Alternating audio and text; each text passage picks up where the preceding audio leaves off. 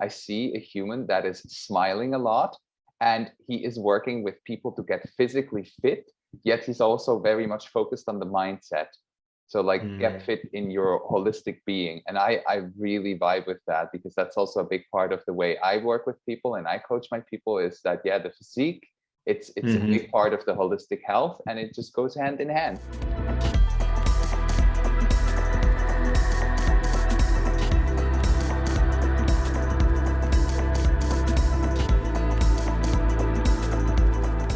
Like the more healthy you get on the inside, the usually more healthy you start getting on the outside as well. Right? Brilliant. Yes.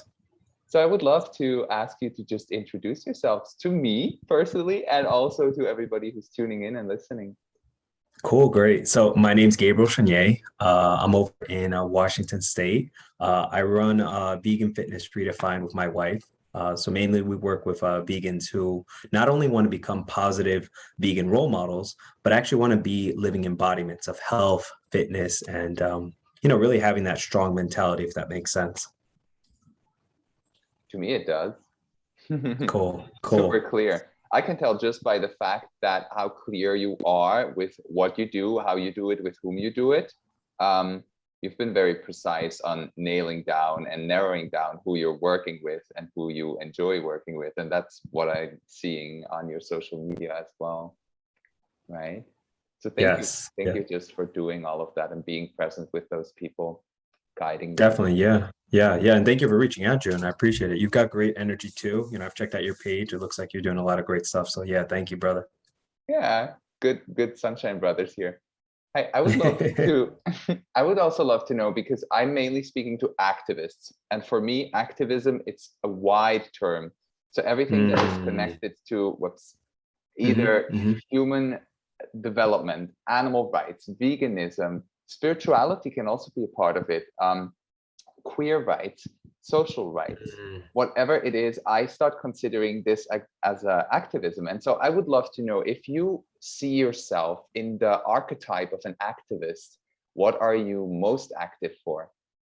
Okay. Yeah, that's a great question. And I think because I'm not so keen on labels, and I think it's very easy, we do live in a world where everyone is creating their own, like, I'm this, or this is this, or there's this division, or I'm from this country and you're from this, and you look like, it's a bit nuts, right? And I think, it is helpful. I think it's helpful, like you said, it's helpful having the identifiers, right? For example, I identify as a vegan, I identify as a man, I identify as a coach.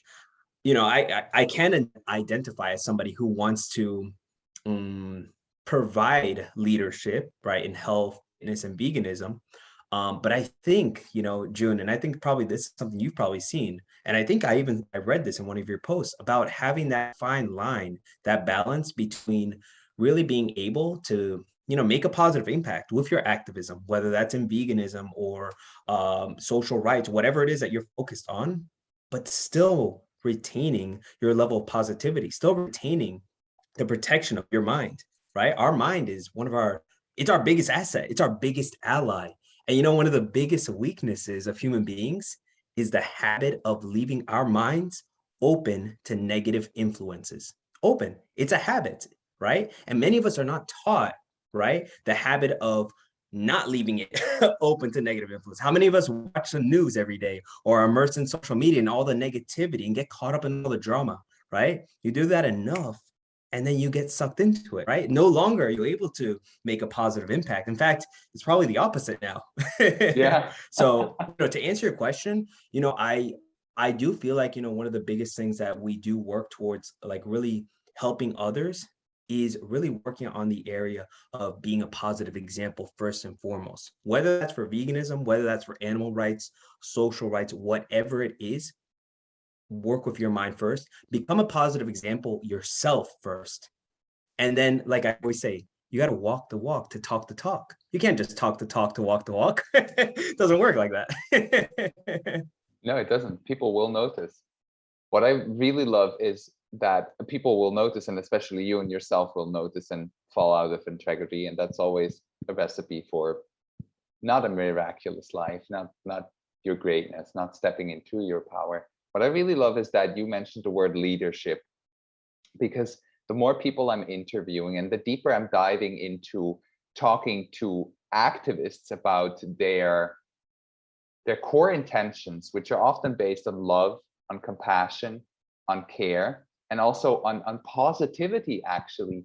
Yet then, as you say, falling out of alignment because you're not taking care of your mind, and maybe you're falling into anger or into frustration, into those frequencies. And then you're not the embodiment of what you're actually talking about, what you're actually spreading in the world.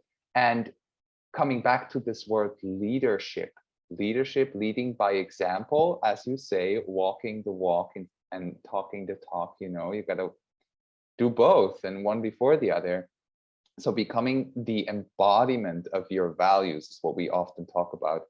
So what I would love to know from you, do you remember the moment when, like, I would say the coin flipped, or when you were like, okay, this is what it's all about? Some people talk about the moment they became vegan when I ask these questions. Some people talk about the moment when they became this leadership role, this positive example. So whatever moment comes up for you where you're like, yeah, that was a shifting moment for me, would you love to share that with us?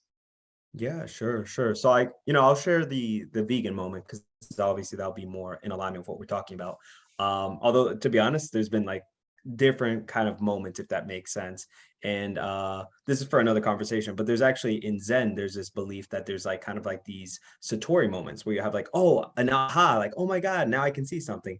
And then there's a Kensho, which is kind of like more the gradual awakening. So, I think all of us can relate to having kind of like these kind of like sharp hits, like, oh my God, how was I living like that? Or why was I like doing this thing? But in regards to veganism, it's interesting because I started off as, obviously like as a carnivore, and then transitioned into pescatarianism.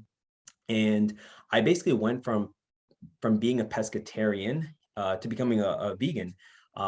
Basically when I moved over to the UK.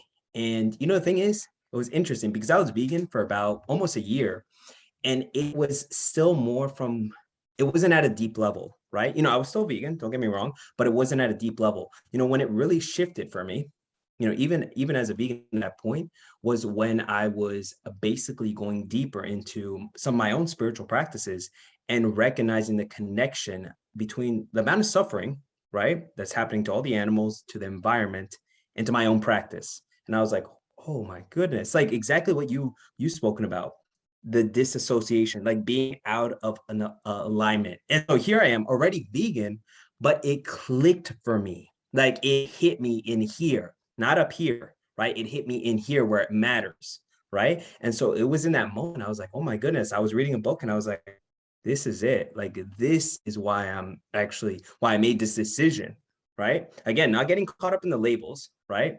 But recognizing this is actually something very important for me. If that does all that make sense? Is that clear?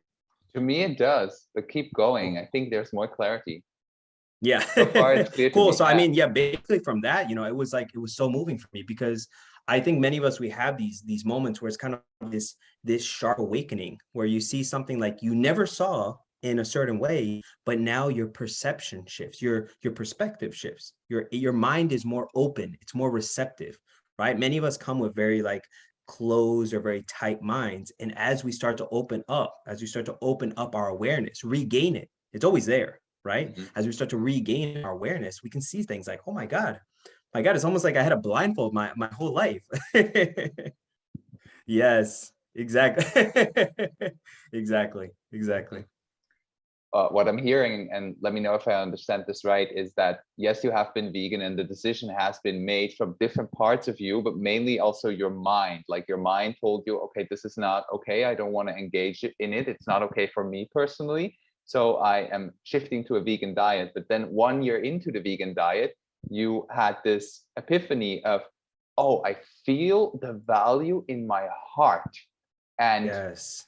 I feel that being vegan is an embodiment of that. So the spirituality or the higher consciousness basically came in, or the somatic experience, the full body experience. And that's Mm, really beautiful because most people that I interview, including you now I know, um, they cannot really separate that anymore, because when you come closer to living these core values and you're doing the thing we call the inner work, you know, when you're working on the inside, on your heart space, on your soul level, on your energy level, that this it goes so hand in hand, the veganism and the spirituality, because it's both based on a universal law of love and compassion. Exactly. Right? Exactly. Yeah. Like literally what you just said there, it was coming from this concept, like conceptual idea, like, oh, I'm vegan, to moving into the embodiment, like, wait, like my spiritual practice is based off of compassion. Like that's the core tenet, compassion and wisdom, right? But I felt like, oh, I'm thinking, like, I get this, right? I felt it. And when you feel it, and I felt like, wow, for me, that's the whole tenet of being vegan. It's just an extension of what I already practice. It's just an extension. Why would I not practice or move in alignment with that? That's one of my core values. Yeah, you're speaking of practice. Would you like to share with us and explain a little bit to us that are not aware what practices that we are talking about here?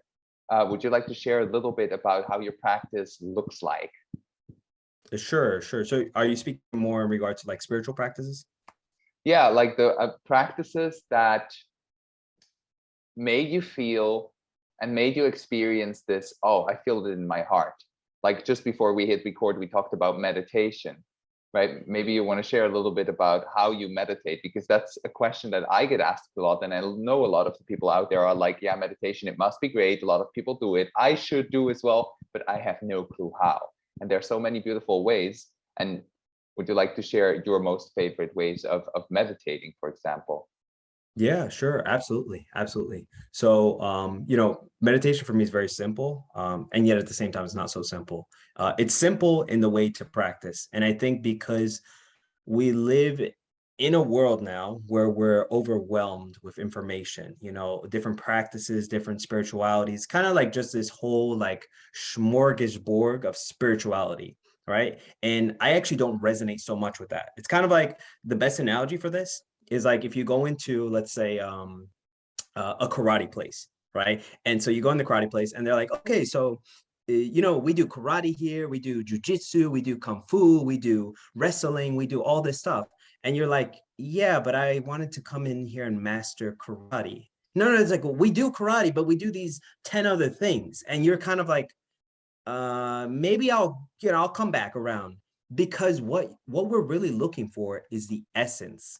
We want to go to the heart of the practice. And I think this is something that I get it, I really get it. And I think it's great that there's so much information out there, but I think it's too overwhelming. And so really to keep it simple, and what I do is I just sit down and follow my breath. If we're keeping all of the kind of like the religious or the spiritual aspect out of it, that's really the core of my practice, is just sitting down and following my breath over and over and over again. And that the thing is, it seems redundant, right? But unless you've ever sat with yourself for more than 5 minutes, you'll realize that it's so much deeper than this. It's so much deeper than, when you sit down and you realize like, wait, I actually follow my breath is not as easy as this guy's saying. It's not, it sounds easy, right? It sounds simple. It is simple, but it's not as easy to apply. And so that's where the complexity comes in, because our minds are always wandering, right? It's kind of like this monkey mind where we haven't been trained to just focus, right? And, that's a whole other conversation about how so many of us are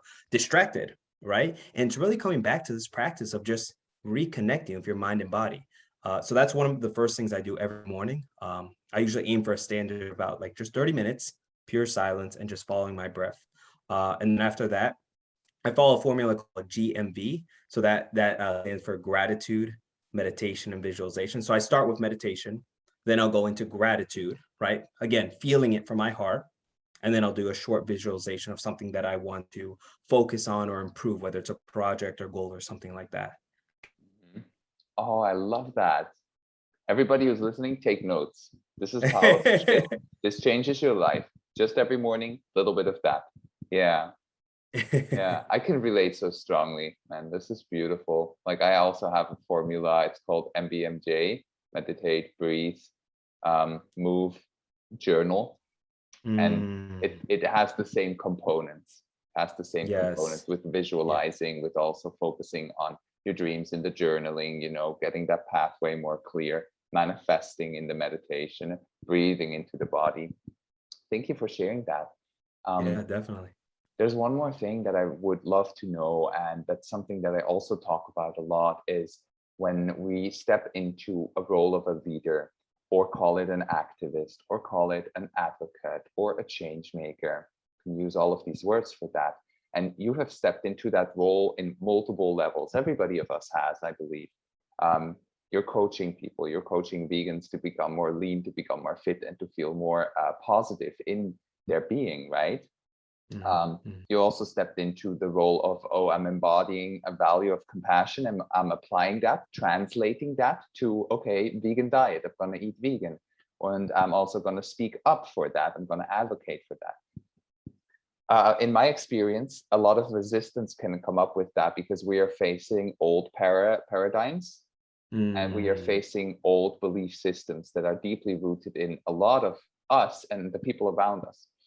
So when I speak of resistance, I mean people going like, oh, you're an extremist now, oh, or you're weird now, or you're very different now, or, oh, I don't like you anymore. All of these things can come up. So what I would love to know from you is, do you have one specific example that you remember, like a big part of resistance, maybe within your family, maybe your parents, maybe a dear friend, maybe a lover partner, maybe your wife? I don't know how that evolved. But like, would you like to share with us one big part of resistance that you faced on your journey? Sure. Yeah. So if I understood you correctly, what you're asking is like, a resistance that I face, growing in this journey as a vegan, as a leader. Did I understand that correctly? Correct. Yeah. Cool. Yeah. So thing is, I come from a very big could say traditional Latino family. It's a lot of cousins. I'm the oldest of six. Um, my dad has, I think, like, I don't know, 8 to 9 brothers and sisters. My point here is because of exactly like you just said, because of the paradigms, right? This is something that one of my favorite mentors, Bob Proctor, he talks a lot about. It's about the paradigms that exist in our subconscious, right? So it's because of those paradigms that many of them many of them have actually said that, why don't you eat meat, or, that's kind of weird, or, have these conversations, when, for example, I would go to my grandmother's, my abuela's, and, we would sit down for a meal, and she would be like, so why aren't you eating? And I'm like, my food, I know that you guys probably weren't going to have any food for us. So, it's okay. We can still eat, let's sit down, let's eat. And I would just hear kind of like this whole slew of comments like, oh, you're so skinny, or you need to have some chicken, or et cetera, et cetera. And, I have received comments, whether it was from people in the gym or from family members, kind of just questioning, this new way of being, right? These new habits, not new habits. I mean, this new identity, right? And I think really the key here, and I think something I've had to practice a lot within myself, is using the practice of acceptance, because with these examples, I think it's especially in the beginning, if we haven't learned to accept ourselves first, right? It's impossible to accept someone else. Like, it's literally impossible, right? And so when we learn to accept myself, hey, I'm great exactly how I am. I'm actually perfect and complete and whole exactly how I am, right? And so is everyone else, right? But just because we have different opinions doesn't mean there has to be this whole battle, right? And so really the key here is just accepting ourselves, right? Because it enables us to accept others. And I think this is very important, especially in the vegan activist world. We work with quite a few vegan activists, as some of our clients, some of our students, and it's something that I've noticed that the energy that we feel from them is different from some of the energy that we feel from some of you could say, the angry vegans, right? And again, no judgment here, right? But just noticing the difference, right? Because if we're caught up constantly, right, in judging, in being so angry, like, oh my God, like those people are meat eaters, or like cursing, everybody in the dairy and the meat industry, right? It's kind of like it almost leaves you incapable to do your best work. I mean, in your mind, you might think like, oh, I'm doing great work. I'm at the protests, I'm at the rallies, I'm doing all this stuff. But really think about it, right? You may be doing this stuff kind of like externally, or maybe such a great like protester and things like that. But really, who is getting the most harm here, right? Because if you think about it, anger really only hurts one person. Anger only hurts one person. That's yourself. That's the craziest thing. And as somebody who's had to work with his own anger, with his own emotions most of his life, I'm not perfect either. But I'm just saying that I know all right, just to summarize, the impact of any emotion, right? Positive or negative, the moment it leaves our mind, it also leaves an imprint on our subconscious mind. Think about that. Positive or negative, whatever you put out, whatever thoughts, they will always come back. Right? Think about this is just crazy. If you really think about that deep enough, you think like, wait, actually, I'm doing more harm to myself than the person I'm projecting this onto. Mm. Mm-hmm. What I'm hearing is when you judge everything, and you block yourself from creating change. Because did you judge yourself into the person you are today? No, you loved yourself there, or you shifted yourself there, right? You guided yourself there, or you had help with that. And you didn't judge yourself to the version that you are today. This positive, impactful, inspiring, and uplifting, real and raw vegan who is inspiring people by leading as example, right? Didn't do that. Wow. I also love that you just went into, because that's what a lot of people can relate to, these situations like at the dinner table. That's the most classic one. For us vegans, especially at the dinner table or lunch table with family. So it's great that you brought that up. I think I'm not sure if that was before we hit record or not, but like the way you speak, like I feel inspired and I speak about the same things. You mentioned that you have a masterclass, and I also want, or you're working on one right now. So I would love for you to gift everybody with the information here, how they can be in touch with you, how you work with them, and yeah, just give them your details, like what's happening in your life as a coach and as a guide for those people. How can they reach out to you? Cool. Yeah, thank you, June. I really appreciate you as well. And you guys can reach us at veganfitnessredefined.com, veganfitnessredefined.com. And you can follow me on Instagram. It should be Gabriel Zhanay _. I know my last name's a little funny. Or on Facebook at Gabriel Zhanay. I'm sure John will put the notes and the links in the show notes. All of them. Show notes on Cool. YouTube, in the comments, on Instagram, in the wherever you'll find it. You can click, you'll find it. Great, cool. Great. So one thing that I also would love for you to have space to share here is, because you have set up offers, you have worked with people, and what is one or two of the most beautiful things that have happened to your clients when you started working with them? Good question. I think, obviously we have two aspects. So, well, actually three aspects, because we have a mind, body, and spirit. And so really, I always make sure that we're getting wins from each of the areas.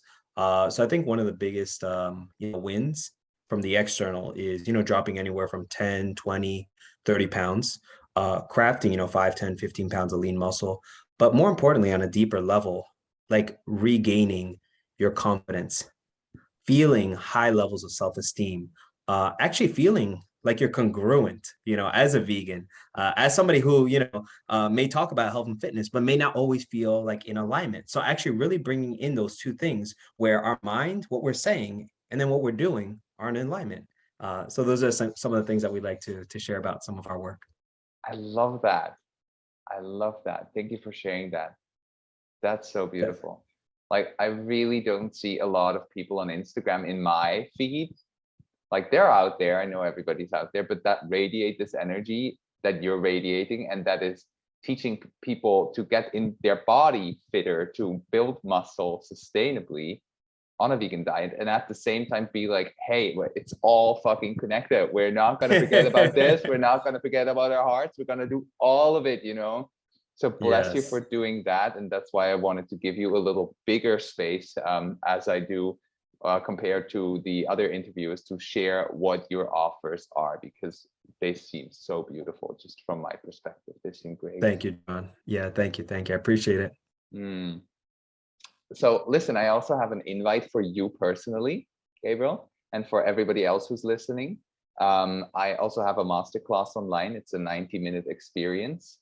And with experience, I mean, it's actually an immersion into three main practices that I teach my clients, which is breathwork meditation and mindful movement medicine. So it's a 50-minute immersion and a 30-minute theory input, so that you know what's actually happening in your somatic body and your holistic body when you do that. And so the invitation for you, of course, is to hang around, to join in if you feel like it. I will host it live on the 24th of October, and it will stay online for as ever long it can stay online. And yeah, this is one of those experiences that I'm putting out there based on the feedbacks that I've received from my coaching clients, especially those that are in my Changemaker program. I have a 3-month program that's called the Impactful and Aligned Changemaker program. And it's really all about getting into your holistic health and leveling up your game as an activist by doing the inner work, by practicing inner alignment and balance, and then radiating that positivity outwards. And this master class is really based on the most beautiful feedbacks and testimonials that I've received since I've been hosting this program from my clients, which includes, hey, I just landed my dream job. Hey, I just found out that my relationship is super toxic and I got out of it. I built the courage to get out of it. There are feedbacks like, hey, I just realized that all the love that I've been looking for in every relationship in my life is based on the love I'm looking for from my mom, which I never had. So now I'm able to release that and really dig deeper into love. So yeah, that's a gift for you. You're free. You're welcome to join in, everybody else as well. Thanks, June. Yeah, I appreciate it.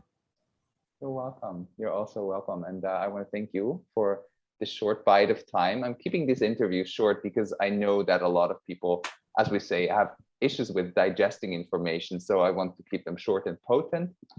And these are all the questions I have for you today. So thank you so much for your time. And is there anything else? Anything lost? Now you can be like, I'm inspiring motivator version of myself.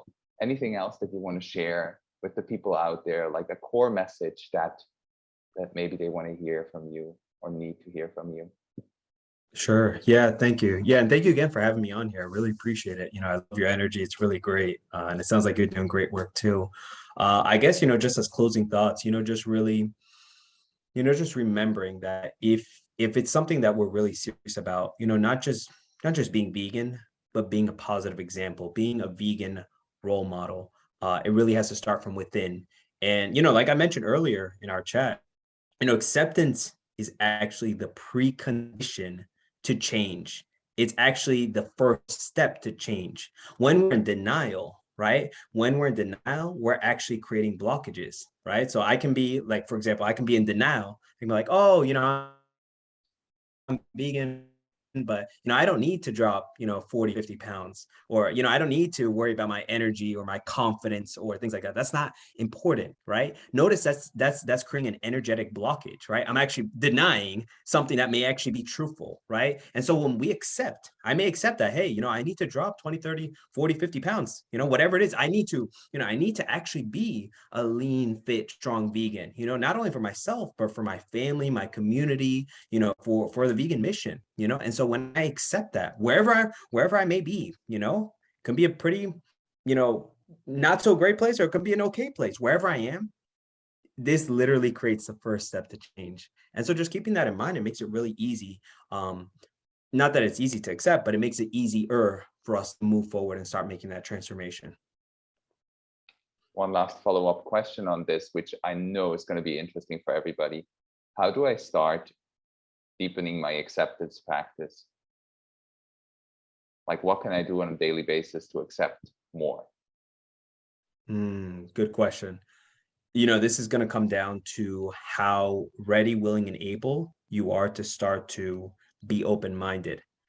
So if there's, I guess, a simple strategy or technique, what I would recommend is just spending time with yourself, whether that's 1 minute, 2 minutes, 5 minutes a day, and that can just be you and a mirror, that can just be you sitting down on the couch, but just really coming back into your body, into your mind and body, right? We're tribe beings, right? So we have mind, body, and energy. Come back into your body and just feel. No judgment, right? When we're in a state of judgment, this is the funniest thing. We could be judging everybody and our mother all day long, including ourselves, but we really aren't being, right? We're caught up in this whole paradigm. When we start to just come back and just feel, say like, wait, actually, I feel a bit uncomfortable, you know, maybe I don't like, you know, how my body feels. Maybe I don't like how I'm always tired. Maybe I don't like, you know, how I look at myself, or maybe I don't even look at myself in the mirror, you know, and that's the first step, right? Because so many of us are so caught up in doing things that we don't give ourselves enough time to actually feel and to be, right? Remember, we're human beings, not human doings. And so when we start to be, we can actually start to accept. We're human beings, not human doings. Let's leave it at that. What a beautiful closure. Thank you so much, Gabriel. Everything we talked about that is linked to something, to a website, to an offering, wherever it's down in the show notes or in the comments. Leave your likes, leave your subscribes, really rain them upon us. Follow us on Instagram. We're both epic people. You'll get some benefit just from that. And share this with your friends that need to hear this, or watch it with your friends. Yeah. So cool. Thank you, June. My name is June. Yeah, June Fuchs. Your name is Gabriel. And bless you all. Thank you for listening.